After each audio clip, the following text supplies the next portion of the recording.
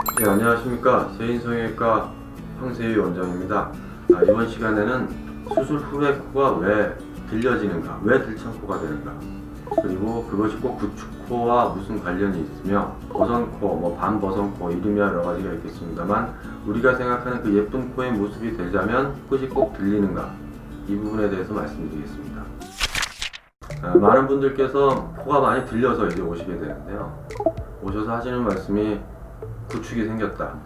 그러니까 이거 늦게 온 걸로 해서 교정해야 된다는데 원장님 좀 진찰 좀 해달라지, 이런 말씀이시죠.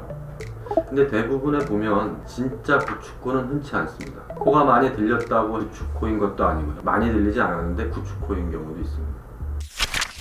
그럼 구축코가 뭔지에 대해서 먼저 말씀을 드리겠습니다. 구축코에 대해서 아시게 되신다면 본인의 코에 대해서 좀 더 정확하게 아실 수가 있으신데요.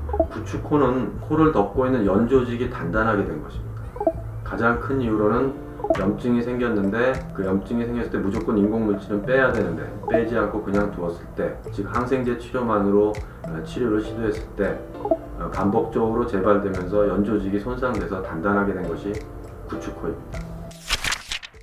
자료에서 보시면 코가 더 많이 들려 보이는 경우를 구축이 생겼다고 보실 수도 있는데요. 이 경우는 구축코가 아닙니다. 제가 늘 말씀드리는 코끝 연골 교정을 할 때 연골을 풀어주고 재배치하는 과정에서 문제가 있기 때문에 코끝 연골 자체가 올라간 것이고, 그 옆에 자료를 보시면 코가 좀 덜 들려 보이는데요. 이 경우는 오히려 돌처럼 단단해진 구축코입니다. 여러 번의 수술과 연조직 손상으로 인해서 연조직이 다 돌처럼 단단해진 것인데요. 코가 들렸다고 해서 무조건 구축코는 아니라는 것, 코끝 연골 재배치와 연골 교정에 문제가 있다는 것, 이렇게 말씀드릴 수가 있고요. 어떤 분은 구축 예방약이라고 하는 것도 많이 드시는 경우가 있는데, 예방약을 드셔서 코끝 연골 재배치가 안 된 것이 교정이 될 리는 없겠습니다.